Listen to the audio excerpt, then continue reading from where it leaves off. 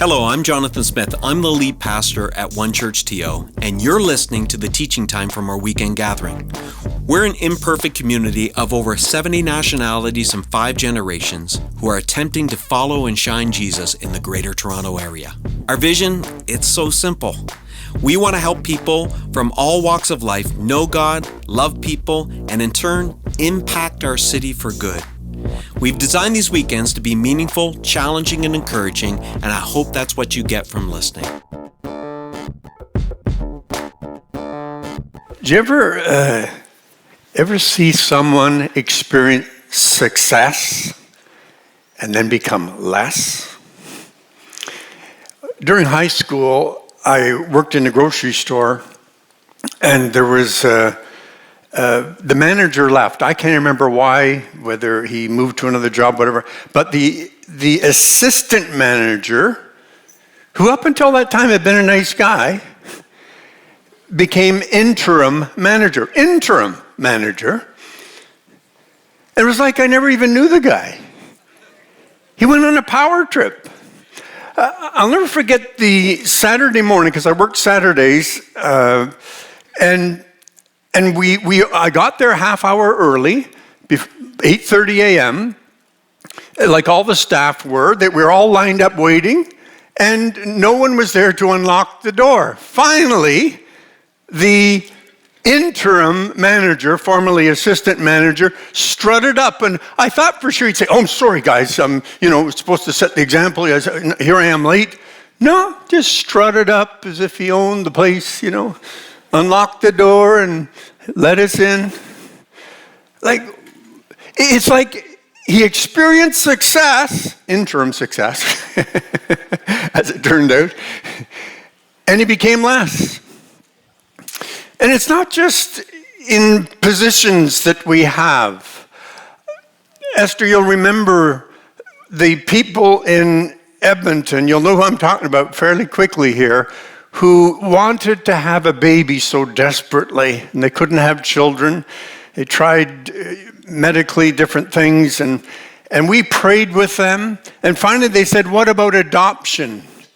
And we prayed with them about that, and I got involved with an adoption agency, and one adoption fell through, and it was such a crisis, but they rallied and they said, "We'll just keep praying for the right child for us to raise in the world." And I'll never forget that day. You and I had that little precious baby along with a letter from the birth mom, and we went into their home, and they finally had their little baby. And they'd been faithful volunteers in the church musically for years, but we started to notice that we wouldn't see them that much, and finally we didn't see them at all. It's like we got our prayer answered that we were so desperate for, and it's like, later dudes and dudesses, later church, later Lord. It's not an unusual scenario, is it? Trouble or tragedy, when we're desperate for a job or for an answer to prayer, or we have a health need, or someone we love is sick, and we have a family need, then it's, "Oh God, I need you. Oh, I need you." And then when we go through seasons of life where all is going well, it can be like, well, God don't really need you so much right now. Today I'm going to tell you about a time that happened to me. In my pastoral world, I was experiencing what people told me was success.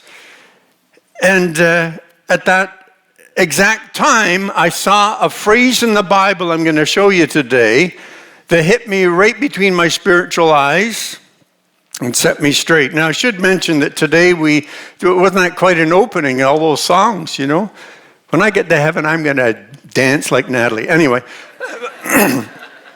today we begin a summer series where a lot of our pastors are going to be either interviewed or teaching, telling us about a scripture that got them through a tough time, and it'll really help you. Or else it was a turning point in their life. I'm going to tell you about 3 of mine. One this morning. I'm going to interview Pastors Dan and Steph about some of theirs and teach about theirs. Pastor Jessica is going to tell us about one of hers, plus she's going to be interviewing Pastor Stephen about one of his, and Pastor Matt's going to be interviewing himself. So we're going to see how God can speak to you through thoughts and words inspired by the Spirit that were written centuries, even millennia ago. And it's not going to be a case, though, I was just desperate. I went to the Bible like a horoscope. Needed it to say something to me for that day. No, scriptures, people you're going to hear from that were in the scriptures, feeding their souls, and then something stood out, became electric to their souls, and they got zapped. And they highlighted it. They bookmarked it because it was already bookmarked in their hearts. The phrase I'm going to show you today was bookmarked in my life at a time where success could have made me less.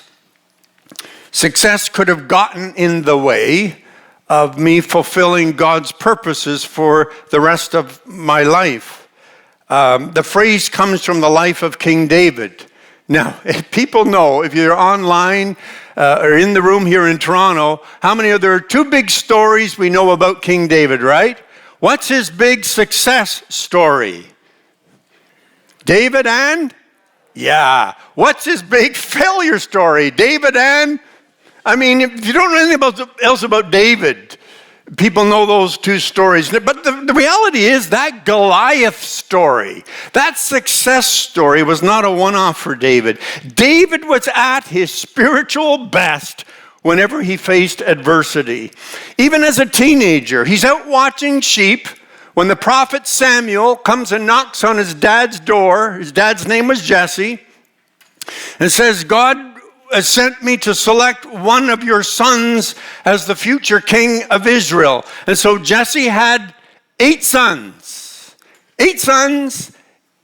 He parades 7 of the 8 out before the prophet Samuel. And I was picturing it this past week because he walked by each one. Oh, sure, this guy's really tall and big. He's got to be the one. And then it's like, you know those game shows where they go, bam. Well, I was picturing this prophet Samuel going through all 7, bam, bam, bam, 7 times, bam. He says, do you not have any more sons? Yeah, but one's out babysitting the sheep, but basically, he's not king material. He's out playing with a slingshot or playing his guitar. Don't miss it. Of the 8 sons, David was the one that was voted least likely to succeed by his own father. You can hear the pain of that surfacing years later when David, with his guitar, was writing one of those songs, and he sang this out. He said, though my father and mother forsake me, the Lord will receive me. You can hear the pain. But he could overcome parental rejection, and we all know the Goliath story. He knew how to overcome an intimidating bully in the workplace. he knew what that was about. By the way, that slingshot practicing when he was alone sure came in handy, didn't it? And then what about that big and long injustice? 4 years. I mean, David was anointed by the prophet Samuel to be the future king of Israel. The problem was, King Saul says, not going to happen. Not under my watch. And he hunted David down for 4 years. David is the rightful future king of Israel, and yet he's exiled outside the borders of Israel, running like a fugitive. I found this. He said this to Saul one time. He said, after whom has the king of Israel, because Saul was the king, after whom has the king of Israel come out? Whom are you pursuing? You are just as one who hunts a partridge in the mountains. You're out hunting to kill me. You're out to get me. But this was the very time in David's life where he wrote a lot of those wonderful psalms that you and I get encouraged by when we're going through a tough time where people are out to get us. You know, the Lord, you're my strength. You're my deliverer. You're my fortress. It's in you that I trust, O Lord. See, David knew how to overcome parental rejection, bullies in the workplace. He knew how to overcome even a long, prolonged injustice in his life. And then predictable opposition. When David became king, attacks were the norm. You know, the Philistines, and it wasn't just the Philistines. Matter of fact, it was in springtime when the mosquito bites came out. So did the Amalekites and the Ammonites and the Moabites. If your last name ended with "ite," if you were a Smithite, you better stay clear of David. You know what I'm saying? He would say this, listen to this: the Lord is my light and my salvation, whom shall I fear? The Lord is the stronghold of my life, of whom shall I be afraid? When evil men come against me, they will stumble and fall. Though war break out against me, even then will I be confident. David knew how to overcome opposition. Victory over his enemies was so routine. Success over them was pretty well taken for granted. David found success over his enemies so predictable that in the spring of the year, when kings normally go out to war, David sent Joab and the Israelite army to fight the Ammonites. However, David stayed behind in Jerusalem. I mean, why show up for work when you're this successful? David's in a sweet spot of success. And if you know the background, David's not only experiencing victory over his enemies, Israel and Judah are united as one nation, and he is king over a united nation. That was an objective of his. Other goals for his life were realized. The sacred Ark of the Covenant had been brought back from enemy territory and now was within the borders of a united Israel. He'd established Jerusalem as the capital city of this united country. He has palace, he has wives, too many. He has wives, he has kids. David's arrived at the pinnacle of success. So here's a question for you. When did David trigger the biggest failure of his life? When did David initiate an adulterous relationship with another man's wife? When did David arrange the killing of that innocent husband so he wouldn't discover that his wife was carrying David's baby? When did David engineer a cover-up of this adultery and murder? When was David basically thinking, I'm the king of the castle, I can't be the dirty rascal? Don't miss this now. The biggest failures of David's entire life took place not in times of trouble, not when he was experiencing parental rejection, intimidation of Goliath, 4 years of relentless injustice via Saul, not during his enemies attacking him. David was successful over all those adversities. His problem was he wasn't successful in succeeding over success. If you ask David to look back in his life and say, David, what was the worst time of your life? He'd say, this was it. This is the time of success where I became less. He writes about it years later, Psalm 38. You ever hear about, he says, my soul was sick. My mind was tortured, insomniac, physical pain. I was suffering. It's right at this time, out of God's mercy, he sends his prophet Nathan to David to tell David a story. Do you know what the story's about? Abuse of power. It's like Nathan, sent by God, tells him a story. It's like he's holding up. See, watch and listen to the story. See if you can see how Nathan is holding up a mirror to David. The Lord sent Nathan to David. When he came to him, he said, there were 2 men in a certain town, one rich, the other poor. The rich man had a very large number of sheep and cattle, but the poor man had nothing except one little ewe lamb he had bought. He raised it, and it grew up with him and his children. It shared his food, drank from his cup, even slept in his arms. It was like a daughter to him. Now, a traveler came to the rich man, but the rich man refrained from taking one of his own sheep or cattle to prepare a meal for the traveler who had come to him. Instead, he took the ewe lamb that belonged to the poor man and prepared it for the one who had come to him. David burned with anger against the man and said to Nathan, "As surely as the Lord lives, the man who did this deserves to die. He must pay for that lamb 4 times over because he has done such a thing and has no pity." Do you notice how crusty David gets? When he hears that a rich man takes advantage of a poor man, why is David's reaction so far off the charts? You ever notice how what bothers us a lot about other people is so often what we struggle with? It's what we don't like in ourselves. Nathan's just holding up a mirror to David's abuse of power. I started pastoring in 1977. I remember I just had such a heart for God and for reaching people.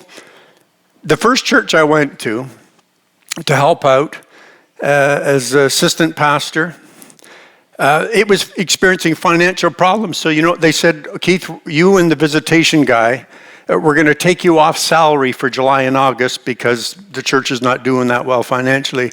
I thought, well, God's called me. I don't care. I'm here to serve Jesus. I'm just telling you, just so you know, just that I had that heart I'm here to serve God and reach people. You pay me or not pay me, I'm here to serve the Lord. That was the attitude I started with. So many youth started coming to that church that it ended up being, we sort of thought it was a cool thing. There was only two sections like this and then a little balcony. And one whole section we'd make all youth. Just so many were coming to the Lord, and went to pastor in Edmonton, and that church doubled in size every 3 years. Do you know one summer I did 18 weddings?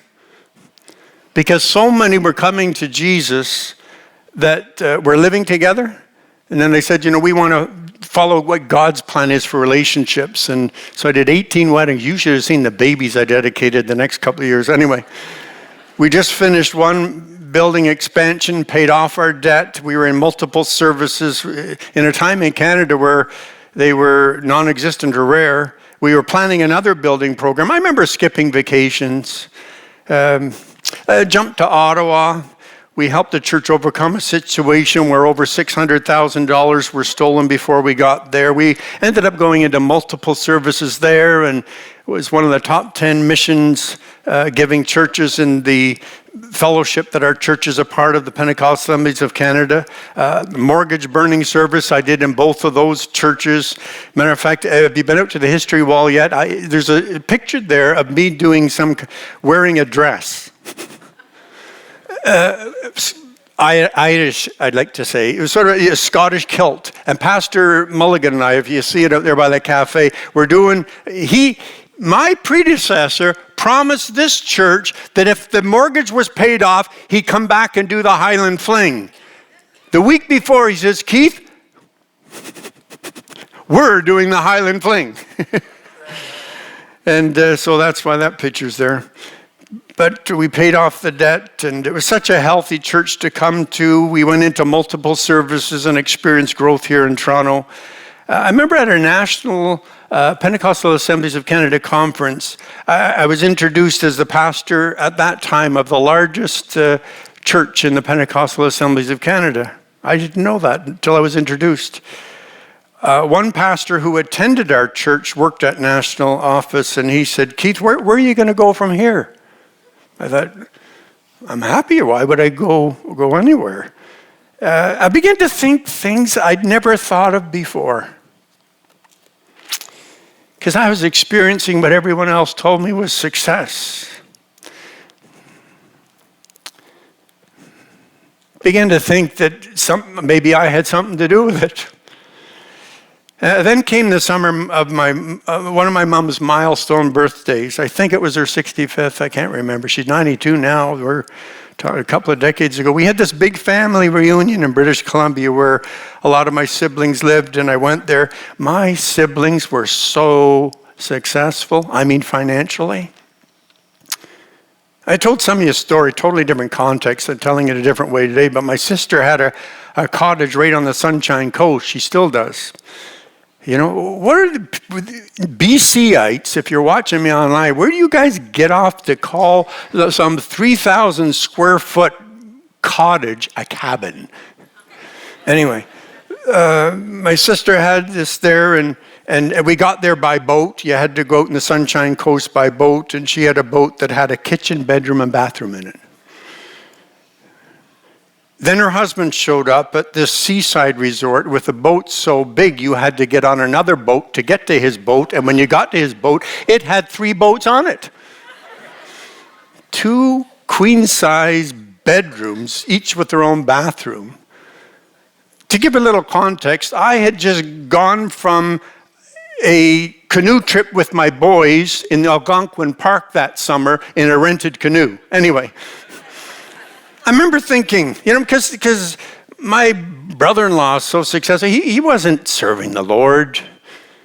I remember thinking, my little sister? My little sister? Exactly.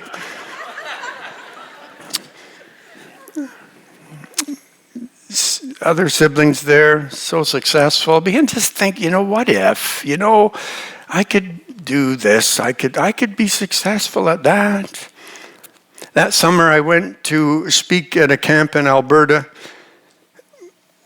I'd been there many times before, and at camp one morning, because I was at the camp, but I had to come back here to this room in Toronto, and we continue a series that we had begun from the life of King David at that time. And I was studying to get ready to have a teaching for you from the very story that David overreacted to about the abuse of power. When I read verses that came next, I'm about to read to you, that hit me between the spiritual eyes like a stone from David's sling. They stunned me. So I pick up right where I left off. David overreacts. This guy should be killed. I always get a kick of it. He says he should be killed. And then he says, or at least pay 4 times over. Anyway, how's a dead guy pay 4 times over? I don't understand. Then Nathan said to David, you are that man. You're the guy in this story. The Lord God of Israel says, I anointed you king of Israel. I saved you from the power of Saul. I gave your master's house and his wives and the kingdoms of Israel and Judah. And if that had not been enough, I would have given you much, much more. This is translated from the Hebrew. It's so interesting when translators try and say it in English. Some say, I wanted to give you even more, David. This translator, much, much more. 2 things I never saw before. This was such a familiar story to me. But I could hear the pain in God's heart. Can you hear it? David, was it not I who chose you? Remember your brothers? You were out babysitting sheep. David, I saw you when you were alone with your guitar and slingshot. I chose you. I anointed you. I'm the one that allowed you to succeed Saul. I gave you the united kingdoms of Israel and Judah. You can just hear the pain in this parent God's heart. And he says, if that were not enough, David, I would have given you much, much more. I would have given you even more.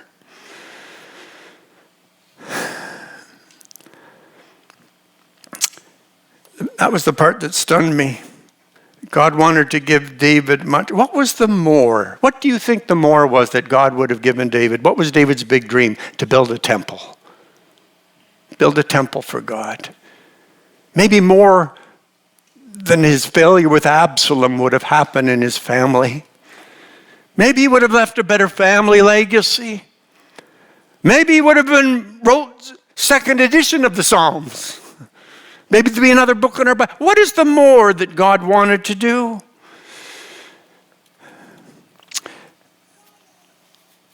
The problem was that David handled adversity so well, but he did not do so well with handling success. That was a revelation for me. I remember being at Alberta Beach Camp and falling down on my knees at this, I don't often pray on my knees, but I just fell on my knees at this chair. And I was just rebuked. I was corrected. And I just began to say, sorry, Lord, for thinking that success had so much to do with me. Lord, I humble myself because I want to do all the more that you want to do in my life. And I learned 3 lessons that I share with you, whether you're online or in this room in Toronto today, to share with you. Take with you these truths into your times of success. Here's the first one. Keep your armor on even when you don't see a battle. When kings normally go to war, David stayed behind in Jerusalem, which means he took his armor off. David assumed God will give us success. I don't even need to show up. I don't need to put my armor on. Listen, very telling for a leader now. I don't need to do what I'm asking everybody else to do. It's like when the Apostle Paul warned Christians in Corinth. He said, therefore, let anyone who thinks he stands take heed lest he fall. This is exactly what David did. I mean, he could, if the battle was obvious, if there was a giant, if it was parental rejection, if it was opposition, David came dressed for it. But when the enemy came dressed up in entitlement and lust,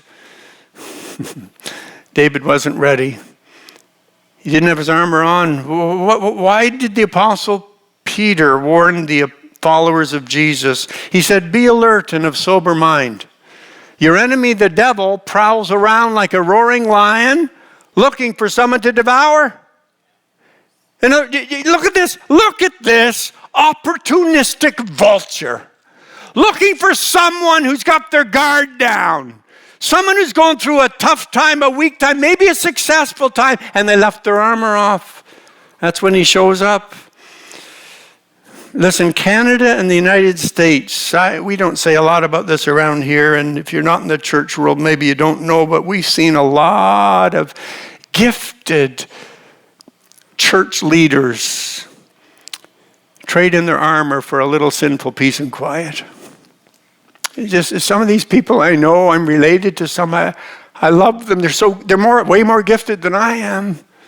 God, there'd be so much more you could do. The Apostle Paul says, even on days where it all seems successful, he says, keep your armor on. He says, therefore, put on the full armor of God so that when the day of evil comes, you'll be able to stand your ground. You'll be ready. You'll be ready. I'm so thankful for our lead pastor, Jonathan Smith, and in his spiritual wisdom of taking these weeks of sabbatical that he's on right now, and he's doing well, and it's going well. Just finished a course, a Bible study, and I'm just so pleased that he's taking this time when things are going relatively well. He's not waiting until he burns out. It's in the midst of good days at the church, he's replenishing himself for the next chapter, and it's going to be an exciting one. David thought you only wore your spiritual armor when you see an obvious battle in front of you. That's why he wrote. He basically says it. He says in the Psalm 86, in the day of trouble, I will call upon the Lord. In the day where there's no trouble, not so much. David's spiritual health, get this, David's spiritual health was most at risk when he was not facing adversity, when he was successful. How many online, wherever you're watching from, are in this room, how many things are going pretty good in your life right now? You've got challenges. We all have problems. We all have issues. But things are going, you've got some successes right now. You know, this is an important time for you to be turning to the Lord. And pray. Not just when there's some big problem, but you know what God will do? You pray now when things are going relatively smooth. God's going to get you ready. He's going to get you ready. So when the day of evil comes, you're going to have your armor on. You're going to be ready for what you face. So keep your armor on even when you don't see a battle. Amen? Second, give credit to God for your success.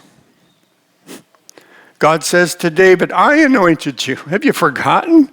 I saved you. I gave you. What you have, I gave you. David, the successes you've experienced ever since a little boy have come from my hand. How many know it's dangerous? It's dangerous for you and me when we start congratulating ourselves on our success. It's a dangerous day when we don't give credit where credit is due, because how many know all that we have or ever hope to be, we owe it all to Him. Listen to James. He says, whatever is good and perfect is a gift coming down to us from God, our Father. Oh, let's give credit where credit is due. Right on? And then third, get ready for God to do more. Get ready for God to do more. David, I wanted to do so much more. Why didn't God do more? Because David got in the way. David got in the way of the more that God wanted to do. Listen, here's an application for every one of us. Never forget this. You and I can miss the more because of the way we handle the already haves. I remember a turning point in my life when I read these words about God wanting to do more, but David not being in a place spiritually where he could handle more. And he had the armor off, and he wasn't recognizing success from God. And I remember that time, and I just began to put my armor on and humble myself and give more praise to God. I said no to what looked like an even better career opportunity. As people look at success and that fall, I remember coming back to the church and sharing the vision of satellite churches where we saw 400 unchurched people over the next number of years start following Jesus, and sharing the vision of Saturday night gathering. And that fall, I wrote it down, I'd forgotten, 69 people that fall were baptized in water as they became followers of Jesus. That was the time I called Pastor Jonathan in Nova Scotia to join our staff, and later we began discussing plans for expanding for the next generation. And God has been good. And not to mention that on the family front, our sons continue to, through the youth group and young adults, and they found their wives here. They're serving Jesus in the city of Toronto. I'm so thankful for that turning point. I felt as I prayed, maybe it's just me, and revisiting it, it became very emotional, but I don't know who I'm talking to today, that you're in a time of success and you're a bit vulnerable right now. Listen, I learned from the life of David what to do when you experience success by what David did not do. Keep your armor on. Keep your armor on even when you don't see a battle. Give credit to God for every success. And listen to me, get ready for God to do more. Pastor Jonathan reminded me recently of a phrase, and I thought, I'd forgotten all about it. And you know what? You'll understand now. It came right out of this time. Do you remember years ago, if you're around, I used to say, turn your arrival points into launching pads. Do you see it now? Turn your successes into more success. This turning point lesson in David's life about God wanting to do more is where that came from. Oh, dear one, listen to me. In your successes, God wants to do more. Listen to what he says through the prophet Jeremiah. He says this to us: call to me, and I will answer you and tell you great and unsearchable things you do not know. You say, what about the New Testament? Okay, Ephesians says, now to him who is able to do immeasurably than all we ask or imagine, according to his power that is at work within us. So let's end the gathering this way. We're going to sing a song that says, Lord, I need you. Oh, I need you. And some of you that are joining this gathering online, you're going through some giant intimidation or health problems or issues right now. And you're saying, God, I need you. Oh, I need you. This song's for you too. But I'm going to invite people online and with me here. This can be unusual. But I'm going to invite people for whom things are going very well. You've got some successes you're experiencing right now. I want to invite you to put on your armor, even though you don't see a battle. To humble yourself and give God the praise for the good that's happened in your life. And sing this song, God, I'm in successful time right now, and I need you. Oh, I need you. Do you see it? Every hour, not just the hour of adversity, the hour of success. I need you. I need you. Lord, I come, I confess. In my success, I don't want to become less. I want to go for all the more that you have for me in my life. Right on? God, I want the more. Stand with me. Stand with me. When we come to this chorus, you say, well, I don't need, I've got not this big crisis right now. You may have something you're going through. You say, God, I need you. His eyes are on you. He sees you. You pray, he's at work. But I invite you, for those for whom there's some success, and the Spirit's already been speaking to your heart about what it is in your own life. When we come to that chorus, it says, I need you. Just humble yourself. Bring that success to the Lord. Keep your successes safe by walking in humility. And say, Lord, I need you. Oh, I need you. Thanks for listening. If you found this helpful, we hope you join us at one of our campuses if you're in the GTA for a weekend gathering. If you're listening from somewhere else in the world, we'd encourage you to join us at onechurch.to/live. We believe everyone can be a part of what Jesus is doing both in our community and in our city. So if you'd like to connect with us at a deeper level, visit us at onechurch.to/nextsteps. See you next time.